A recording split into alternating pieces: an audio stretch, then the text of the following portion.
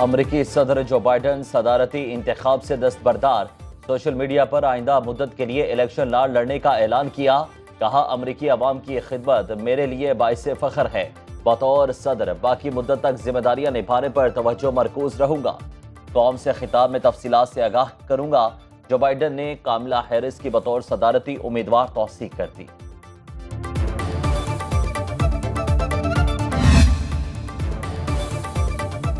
Trump ने कामला Harris को आसान हरीफ करार दे दिया। जो बाइडन की दस्तबरदारी पर रद्द-ए-अमल में कहा, सदारती इंतखाबात में कामला हैरिस को हराना आसान होगा।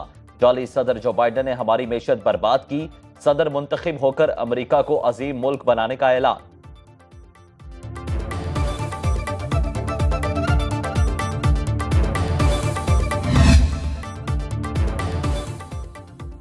जर्मनी में कॉन्सुलेट हमले पर पाकिस्तान का शदीद एहतजाज। इस्लामाबाद में सीनियर जर्मन सिफारतकार की वजारत खारिजा तलबी। एहतजाजी मुरासला थमाया। पाकिस्तानी सिफारती प्रॉपर्टीज की हिफाजत यकीनी बनाने का मुतालिबा। फ्रैंकफर्ट वाक़े में मुलविस मुलजिमों के खिलाफ कार्रवाई पर जोर। जर्मन सिफारतकार की पाकिस्तानी सिफारती अमले और प्रॉपर्टीज की हिफाजत की यकीन दहानी। हमले में मुलविस 2 मुलजिम गिरफ्तार। अफगान शरपसंदों की गिरफ्तारियों के लिए छापे।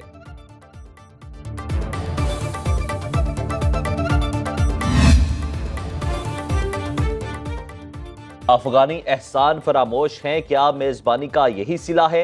वजीर दिफा ख्वाजा आसिफ का जर्मन वाक़े पर रद्द-ए-अमल। कहा, पाकिस्तान 40 से 50 लाख अफगानियों की मेजबानी कर रहा है। क्या जर्मनी वाक़े के बाद मेजबानी बनती है? पाकिस्तान ने अफगानिस्तान के लिए रूस से जंग लड़ी और अब दहशतगर्दी के खिलाफ लड़ रहा है।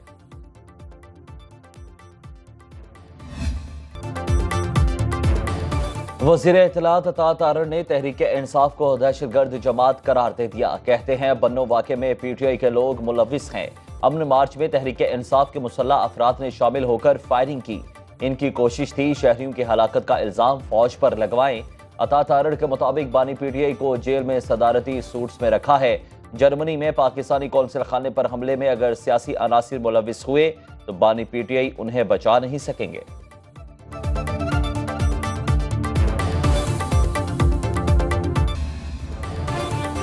खैबर पख्तूनख्वा के मुशीर इत्तलात ने बन्नो वाक़े पर अता तारड़ का बयान अहमकाना और मुज़हका खेज करार दे दिया। बैरिस्टर मोहम्मद अली सैफ ने कहा कि बन्नो एहतजाज में तहरीक इंसाफ का कोई रुकन शामिल नहीं था। वफाकी हुकूमत दहशतगर्दी के खात्मे की बजाय मौजूदा हालात में भी सियासत कर रही है। ऐसे लोग इक़्तिदार नहीं, जेलों के अहल हैं। वज़ीर आला अली अमीन गंडापुर की हिदायत पर कायम कमीशन जल्द अपनी इंक्वायरी रिपोर्ट जमा करा देगा।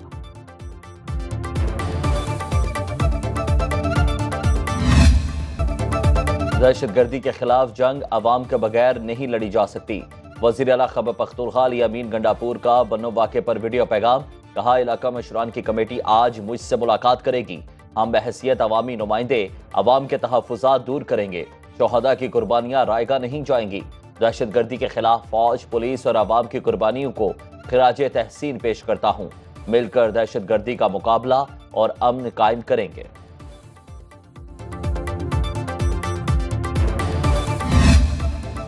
तहरीक इंसाफ का चीफ इलेक्शन कमिश्नर और 4 मेंबरान के खिलाफ आज रेफरेंस दायर करने का फैसला। बानी PTI ने बैरिस्टर अली जफर को सिकंदर सुल्तान राजा के खिलाफ रेफरेंस दायर करने की जिम्मेदारी सौंप दी। सुप्रीम जुडिशल काउंसिल ने चीफ इलेक्शन कमिश्नर और 4 मेंबरान को हटाने का मुतालिबा किया जाएगा। PTI से उसका इंतखाबी निशान बल्ला छीनने, लेवल प्लेइंग फील्ड ना देने, अदालत उस्मा के हुक्म के बावजूद इंतखाबात मुकर्ररा वक्त पर ना कराने को जवाज बनाया जाएगा।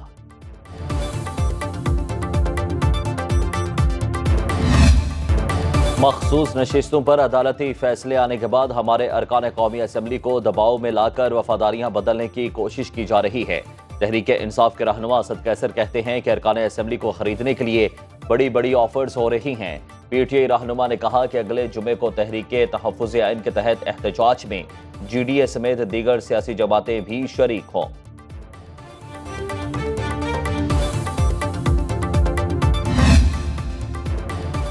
बानी PTI और बुशरा बीबी की नए तोशाखाना रेफरेंस में आज फिर पेशी। नैब टीम एहतसाब अदालत में तफ्तीशी रिपोर्ट पेश करेगी। बानी PTI और बुशरा बीबी गुज़श्ता तफ्तीश में शामिल नहीं हुए।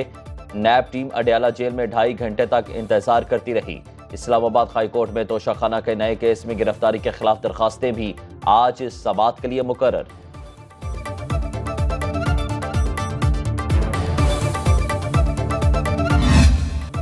नाम नेहाद मुंसिफ ने PKLI को तबाह करने की कोशिश की। जिनाह मेडिकल कॉम्प्लेक्स में गरीब का इलाज मुफ्त होगा।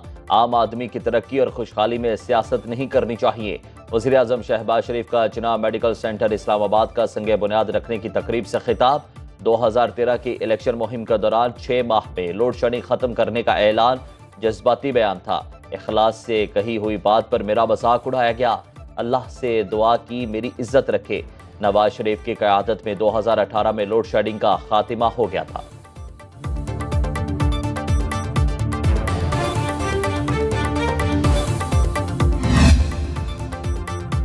साबिक निगरान वफाकी वजीर गौहर एजाज का बाज IPP से 750 रुपये फी यूनिट बिजली खरीदने का इंकशाफ।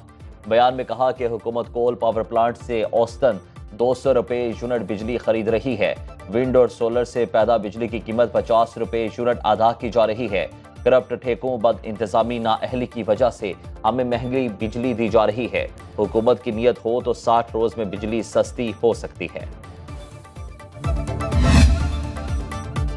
मुआहिदे के तहत निजी पावर कंपनीज को प्लांट्स लगाने पर मुनाफा देने के पाबंद हैं। वजीर तवानाई अवैस लगारी ने IPPs को अदायगियों पर हुकूमती बेबसी जाहिर कर दी। कहा जल्दबाजी में रेकोडेट की तरह कोई इकदाम नहीं करेंगे। हुकूमत IPPs की शराइत में नरमी के लिए कोशा है। गौहर एजाज का नाम लिए बगैर कहा कि जो खुद वजीर बनकर कुछ नहीं कर सके वो आज सियासी बयानबाजी कर रहे हैं। बिजली में सबसे बड़ा खर्चा 18 रुपये यूनिट कैपेसिटी चार्जेस। 6 माह बाद बिजली की कीमत में मामूली कमी की उम्मीद भी दिलाई।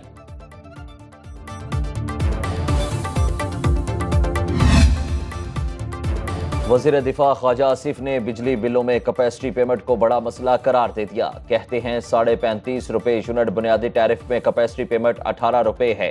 सारिफ को बुनियादी टैरिफ पर 8 रुपये फी यूनिट टैक्सेस अदा करना पड़ते हैं। टैक्स चोरी बंद हो जाए तो बिलों से टैक्सेस का इजाफी बोझ खत्म हो सकता है।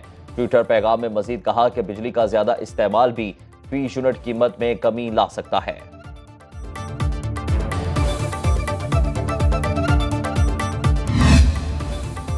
IPP से मुआहिदों पर नजरसानी करना होगी। आवाम से कुर्बानी मांगने वाले खुद कुर्बानी दें। ताजिर टैक्स देंगे मगर पहले बिजली सस्ती करें। अमीर जमात इस्लामी हाफिज नईमुर रहमान का पेशावर में तकरीब से खिताब। कहा जागीरदारों पर टैक्स लगाने और फ्री बिजली की सहूलत खत्म करने से मैशत ठीक हो जाएगी। दोबारा इलेक्शन पर अरबों रुपए खर्च करने की जरूरत नहीं। सवाल उठाया क्या इलेक्शन कमीशन के पास फॉर्म 45 मौजूद नहीं?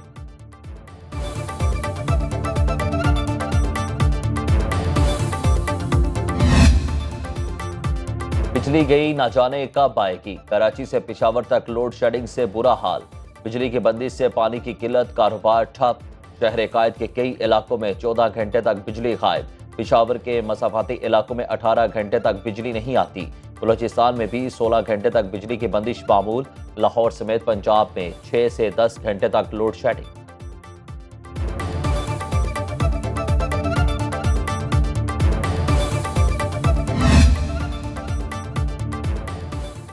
वज़ीर आला और गवर्नर खैबर पख्तूनख्वा में लफ्जी जंग शिद्दत इख्तियार कर गई। फैसल करीम कुंडी का अली अमीन गंडापुर को मुनाजरे का चैलेंज। कहा वज़ीर आला चाहें तो चैनल और एंकर अपनी मर्जी का तय कर ले। गवर्नर ने मानसहरा में वज़ीर आला पर तंज के तीर भी खूब बरसाए। बोले जिसकी अपनी इज्जत नहीं वो हत्या के इज्जत के दावे करेगा। अली अमीन के मुझे भेजे गए नोटिस की कोई हैसियत नहीं। मौलाना फजलुर रहमान PTI से इंतकाम ले रहे हैं।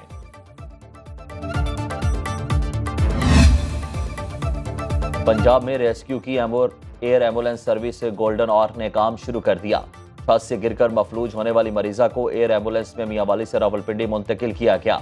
वज़ीर आला मरियम नवाज का कहना है कि बेहतरीन और पर वक्त इलाज पंजाब के हर शहरी का हक है जो सूबे के आवाम को जरूर दिया जाएगा। वज़ीर इत्तलात अज़मा बुखारी कहती है इसको खिदमत कहते हैं जो मरियम नवाज के हर वादे की तकमील में आवाम देख रहे हैं।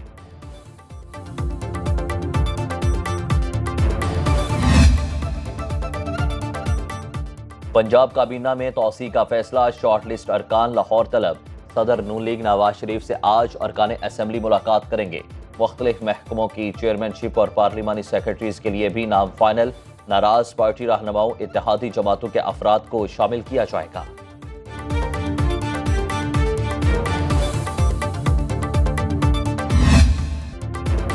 मुल्क के कई शहरों में सावन की घटाएं बरस पड़ी। इस्लामाबाद, रावलपिंडी और हरिपुर में मूसलाधार बारिश। कराची, लाहौर और फैसलाबाद में भी बादल बरसे। बहिरा अरब और खलीज बंगाल से मानसून हवाएं मुल्क में दाखिल। सिंध, बलोचिस्तान की साहली पट्टी और पंजाब में बारिश की पेश गई। महकमा मौसमियात ने अर्बन फ्लडिंग का खदशा जाहिर कर दिया। 27 जुलाई तक कश्मीर और गिलगित बल्तिस्तान में भी बारिश मुतवक्के। खैबर पख्तूनख्वा के पहाड़ी इलाकों में लैंड स्लाइडिंग और नदी नालों में तुगयानी का अलर्ट।